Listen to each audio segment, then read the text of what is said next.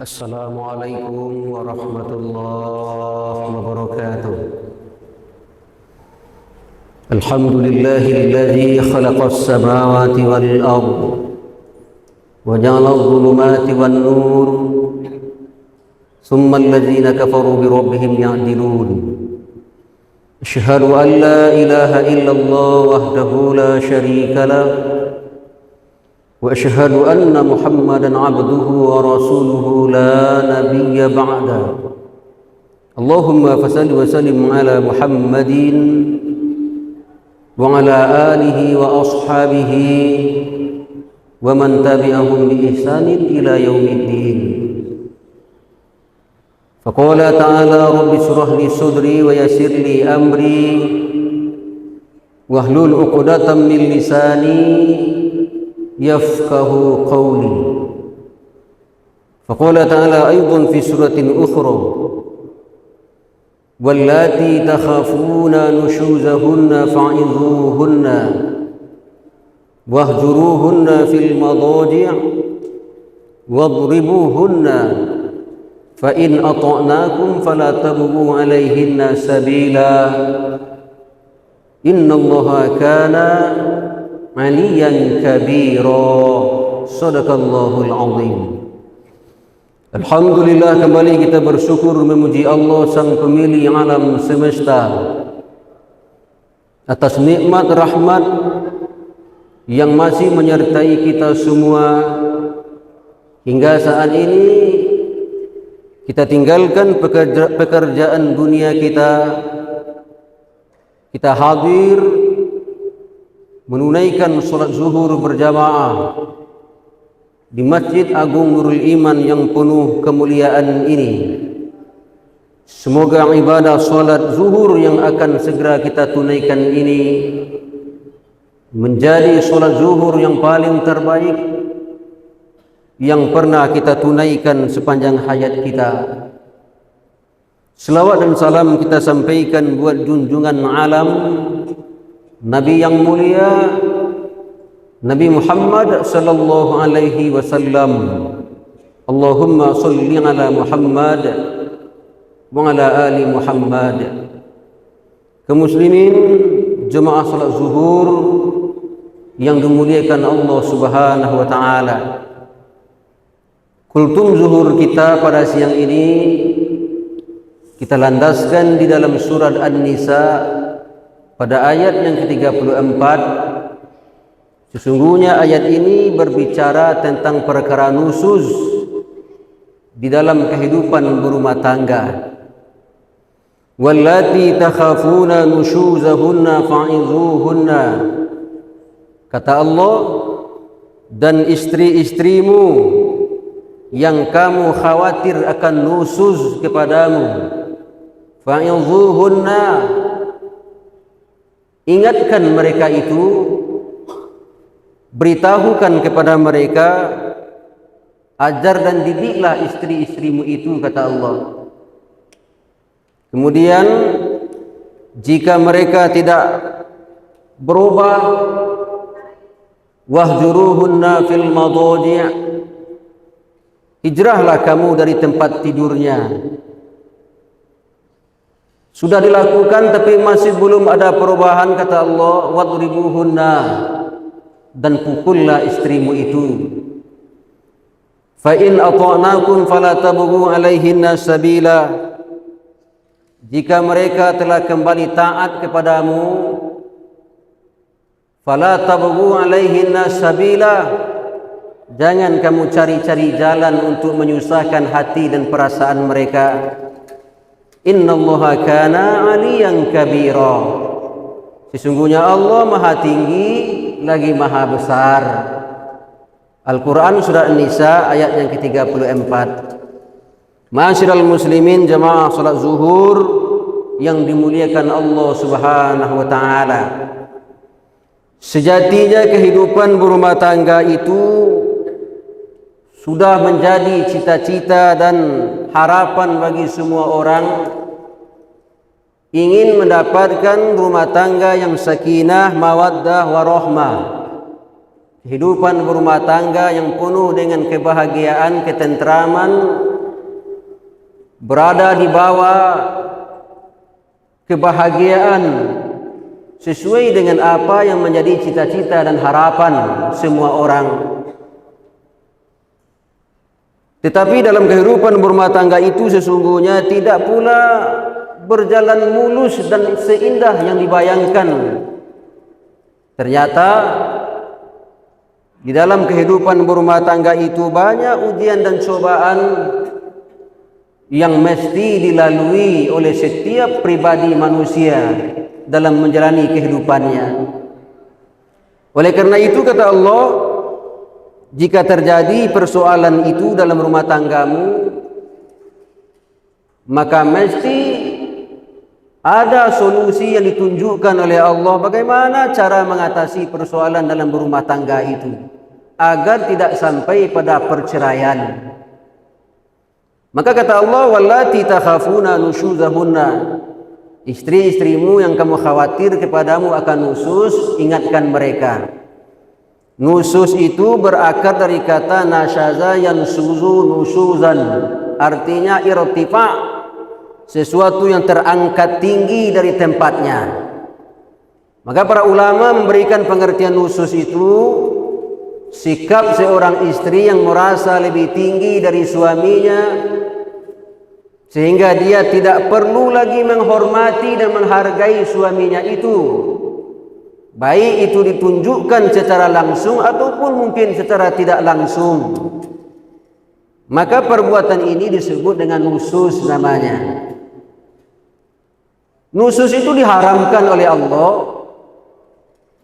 karena melanggar ketentuan dan larangan Allah Subhanahu wa taala. Maka bagi seorang istri, wajiblah istri itu menghormati suaminya, menghargai suaminya. Dan ayat ini juga dimulai oleh Allah dengan kalimat ar-rijalu qawwamuna 'alan nisa. Sungguhnya laki-laki itu adalah pemimpin bagi perempuan. Suami itu adalah pemimpin bagi istri-istrinya, kata Allah. Maka ketika terjadi nusyuz itu, Allah tunjukkan kepada kita sebagai seorang suami apa langkah-langkah yang mesti ditempuh ketika terjadi persoalan nusyuz dalam rumah tangga itu. Pertama kata Allah, fa'izuhunna, ingatkan istrimu itu, ajarkan istrimu itu, beritahu kepadanya kalau perbuatannya itu adalah salah dan berakibat dosa di hadapan Allah. Maka kewajiban suami itu tidak hanya memberikan nafkah, tidak hanya memberikan tempat tinggal, tidak hanya membelikan pakaian dan sebagainya, termasuk juga mendidik istri itu adalah kewajiban pokok bagi seorang suami. Semenjak dia ijab qabul di depan penghulu, maka semenjak itu wajiblah seorang suami itu mendidik istrinya. Apapun kewajiban wali, maka berpindah ke pundak suaminya semenjak dia ijab dan qabul itu. Kaum muslimin jemaah salat zuhur yang dimuliakan Allah Subhanahu wa taala, sudah diberikan pelajaran, sudah diingatkan kepadanya, sudah diberitahukan kepadanya kalau nusyuz itu adalah salah, tapi masih juga belum ada perubahan. Kata Allah, wahjuruhunna fil madaji', hijrahlah kamu dari tempat tidurnya, tinggalkan dia di tempat tidurnya. Kalau hari ini disebut dengan istilah pisah ranjang namanya, tapi bahasa Al-Qur'annya wahjuruhunna fil madaji', hijrahlah kamu dari tempat tidurnya, tinggalkan dia di tempat tidur, hentikan komunikasi dengannya. Dan berkaitan dengan pindah tempat tidur ini kadang-kadang banyak juga yang belum juga dipahami oleh sebahagian masyarakat kita. Yang diperintah oleh Allah hanya pisah ranjang, bukan pisah rumah.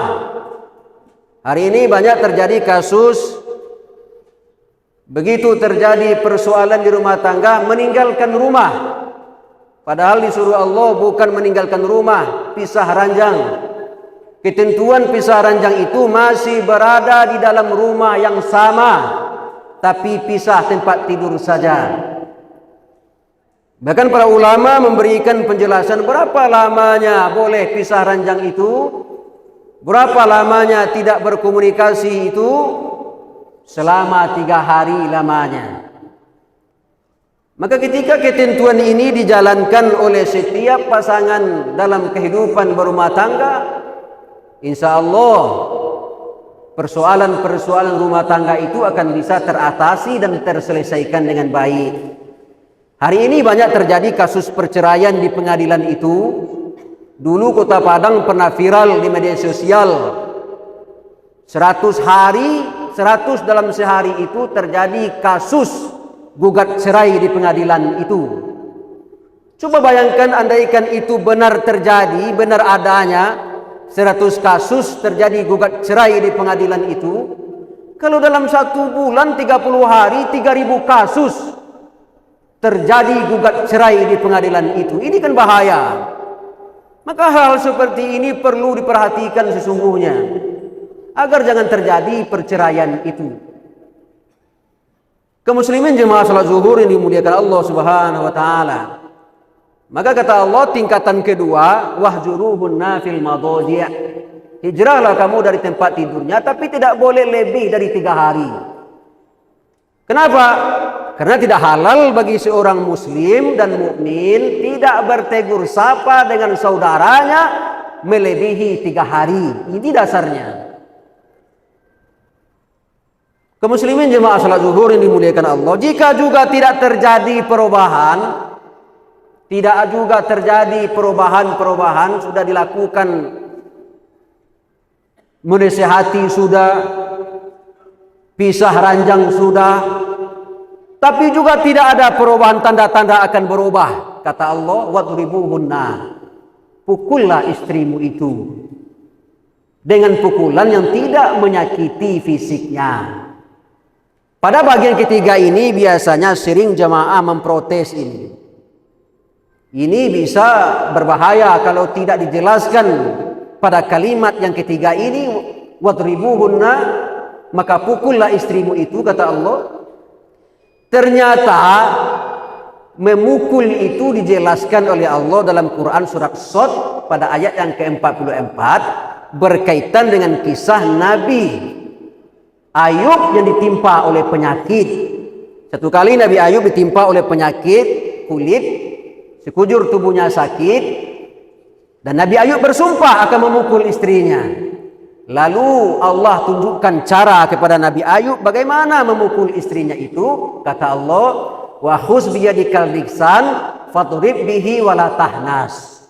Hai Ayub, ambillah segenggam rumput dengan tanganmu, tempelkan rumput itu ke kaki istrimu, jangan kamu melanggar sumpahmu. Ini menunjukkan bagaimana Allah melarang seorang suami memukul istrinya seperti memukul hewan ternak, padahal malam hari dia tidur dengan istrinya.